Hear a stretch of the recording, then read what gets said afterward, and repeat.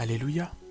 Gloire au Seigneur, que la gloire revienne toujours au Père et que son nom demeure éternellement béni, dans le nom de notre Sauveur et Souverain Jésus-Christ de Nazareth. Mon frère, ma soeur, je te souhaite la bienvenue ce soir, dans la paix, dans la grâce du Père, dans cette paix, dans cette grâce au sein de laquelle le Père nous nourrit, au sein de laquelle le Père nous fortifie, nous restaure et nous donne toujours d'avancer et de marcher avec lui. Que le Seigneur te bénisse, que le Seigneur renouvelle tes forces, que le Seigneur te donne toujours d'être son roi, d'être sa fille ointe et de toujours demeurer à l'ombre de sa sainte grâce. Amen. Amen. Mon frère, ma soeur, ce soir, par la grâce du Père, nous allons ensemble partager un repas qui va nous fortifier, qui va nous booster par la grâce du Saint-Esprit et qui se trouve dans le livre de Philippiens au chapitre 4 du verset 14 au verset 20. C'est un repas spirituel qui est très vivifiant, qui est très important pour nous et que nous ne devons en aucun cas négliger. Ce repas nous invite, mon frère, nous invite, ma soeur, à faire attention à nous vis-à-vis des serviteurs de l'Éternel. Nous sommes les enfants de Papa, nous sommes ses oins, nous sommes ceux qu'il a choisis pour faire partie dans sa grâce de son troupeau. Alors, soyons sages. Manifestons-lui toujours notre reconnaissance en l'égard de ses serviteurs et de ses bergers qu'il a mis à la tête des différents troupeaux et marchons toujours avec lui. Verset 14.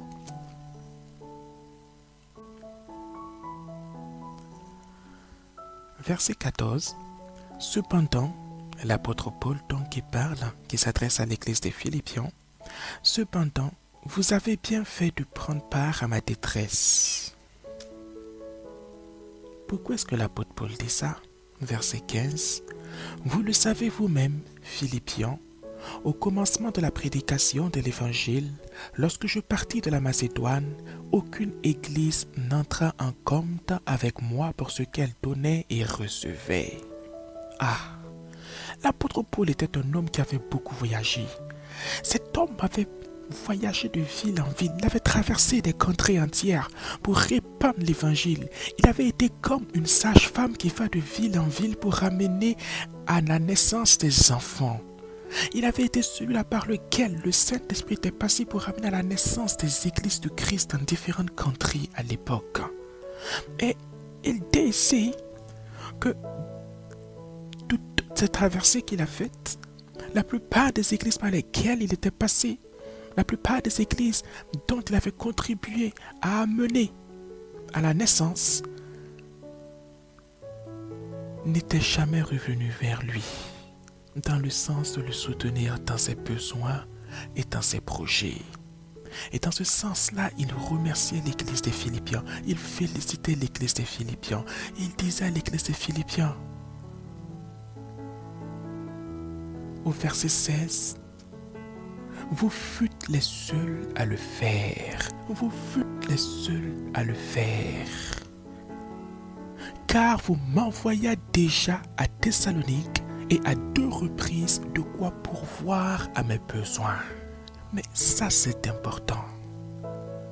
Mon frère, ma soeur, tu es dans l'église de Christ aujourd'hui. Tu manges, tu bois, tu te nourris. Cela est très bien. Mais autant tu as des besoins, sais-tu que l'homme de Dieu qui est devant toi a également des besoins comme toi? Oui, autant tu prends le temps de te chausser, le temps de te nourrir, le temps de prendre soin de ton corps. Te rappelles-tu que l'homme de Dieu qui est devant toi et qui prêche a aussi un corps dont il aimerait prendre soin, a aussi des pieds qu'il aimerait chausser, a aussi une bouche qu'il aimerait nourrir? Mais il faut que nous fassions attention. Mon frère, ma soeur, écoute-moi bien. Il faut que nous fassions attention.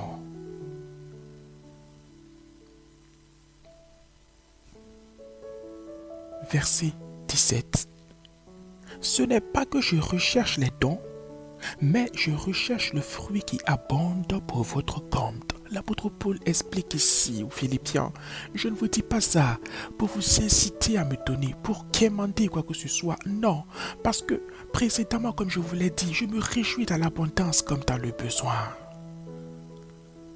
Et au verset 18, il le précise, j'ai tout reçu et je suis dans l'abondance, j'ai été comblé de bien. En recevant par Aphrodite ce qui vient de vous comme un parfum de bonne odeur, un sacrifice que Dieu accepte et qui lui est agréable. Ce que tu fais pour l'homme de Dieu, tu ne le fais pas pour l'homme de Dieu, mon frère, non, mais tu le fais pour la gloire du Père. C'est au Père que tu donnes, ce n'est pas un homme. Ce que tu fais, ma soeur, pour l'homme de Dieu, pour son épouse, pour sa femme, ce n'est pas à la femme du pasteur que tu le fais, ce n'est pas à l'épouse de l'homme de Dieu que tu le fais, mais c'est au Père que tu donnes, c'est à l'égard du Père que tu manifestes ton amour et ta reconnaissance. Mais écoute-moi bien, avant que Jésus ne vienne là, avant que le Christ ne vienne donner sa vie pour sauver l'humanité, au temps de Moïse, sous la loi mosaïque, comment est-ce qu'on fonctionnait? On fonctionnait sous un principe qui a été majoritairement aboli quand Christ est venu. Si Christ n'avait pas donné sa vie gratuitement, parce que Christ n'a pas été forcé, si Christ n'avait pas donné sa vie de manière gratuite, aujourd'hui encore, ne serait-ce que pour tes péchés que tu commets, pour les erreurs que je commets, pour les fautes que nous commettons, il aurait fallu qu'on aille chercher des animaux, qu'on aille voir le pasteur, qu'on aille voir l'homme de Dieu, afin qu'il les immole pour le pardon de nos fautes. Mon frère, imagine, ma soeur, que chaque soir en rentrant, tu dois passer par le marché pour acheter 1 ou 2 pigeons. Allez voir l'homme de Dieu afin qu'il les sacrifie pour toi et que tu sois pardonné avant de rentrer chez toi à la maison. Tu me diras, qu'est-ce que c'est qu'un pigeon?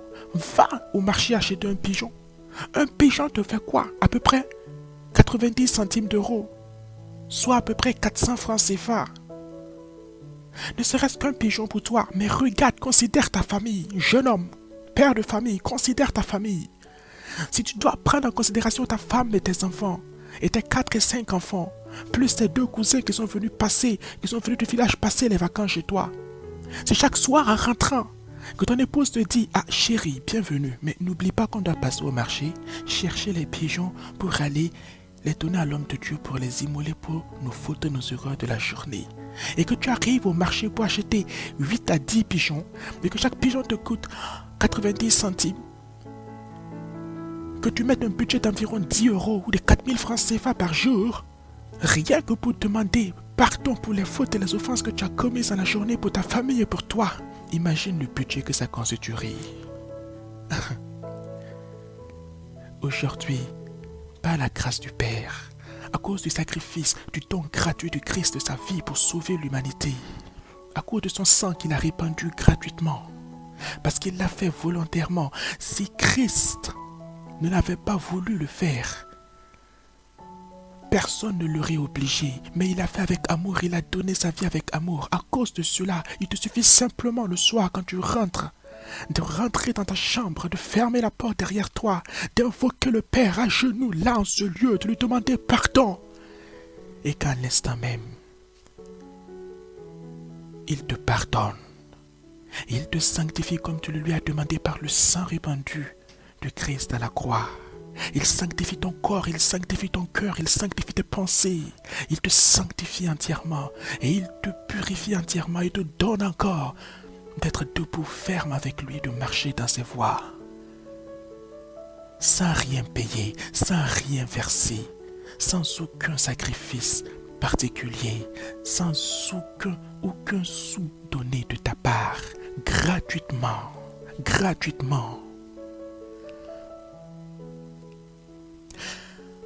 C'est ça, mon frère. Si Christ ne l'avait pas fait, tu serais allé avec tes 10 pigeons devant le pasteur, devant l'homme de Dieu pour qu'il les immole pour toi. Et arrivé devant lui, tu allais te rendre compte que ton voisin à côté, ton voisin de quartier, lui aussi est venu devant l'homme de Dieu pour demander pardon. Mais puisque ses moyens financiers sont plus élevés que les tiens par exemple, il est venu lui, non pas avec des pigeons ni des tourterelles, mais avec un bœuf. Premièrement, tu vas sentir le poids du sacrifice. Oui, c'est le prix, c'est l'argent des poulets brisés que tu aurais pu manger, que tu aurais pris pour aller acheter les pigeons. Tu allais sentir le poids de cette lourdeur financière, de ce sacrifice financier dans un premier temps.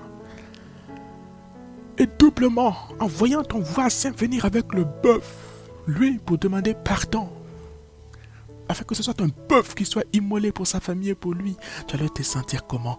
En plus, dans une certaine amertume.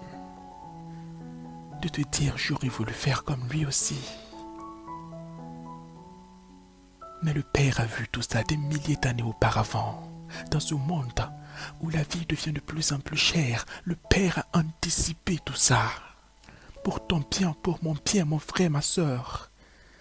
Et c'est pourquoi Jésus-Christ, avant de donner sa vie, n'a pas calculé comme toi et moi nous calculons souvent avant de donner à l'homme de Dieu. Si Jésus avait calculé comme toi et moi nous calculons, s'il s'était assis pendant une seconde pour calculer, est-ce que ça vaut la peine que je donne ma vie? Est-ce que ça vaut le coup que je verse mon sang?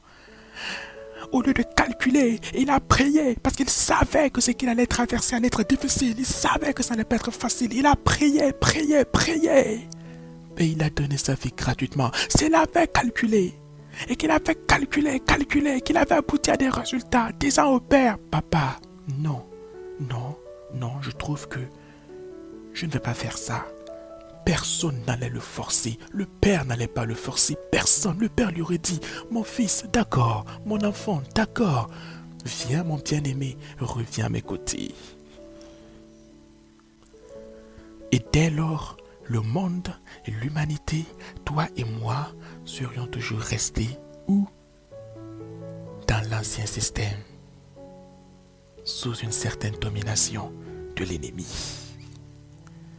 Prenons conscience de ces réalités spirituelles. Mon frère, ma soeur, le pasteur n'a pas besoin dans sa prédication de te rappeler que les fêtes de fin d'année s'approchent pour que tu songes à lui. Le pasteur n'a pas besoin de te dire lors d'une prédication qu'il a mangé un poulet il y a 3 mois de cela pour que tu songes à augmenter ce jour tes dîmes et tes offrandes. L'homme de Dieu n'a pas besoin de te rappeler qu'il a des enfants. Quel plaisir y a-t-il pour toi à renouveler les chaussures de tous tes enfants à chaque Noël, tandis que les enfants du pasteur portent les mêmes souliers à chaque Noël? Cela glorifie-t-il le nom du Père? As-tu besoin de voir ça pour prendre des actions? Non. Suivons le bon exemple des Philippiens à l'égard de l'apôtre Paul. Pourquoi, mon frère? Pourquoi je dis bon exemple par la grâce du Saint-Esprit? Verset 19.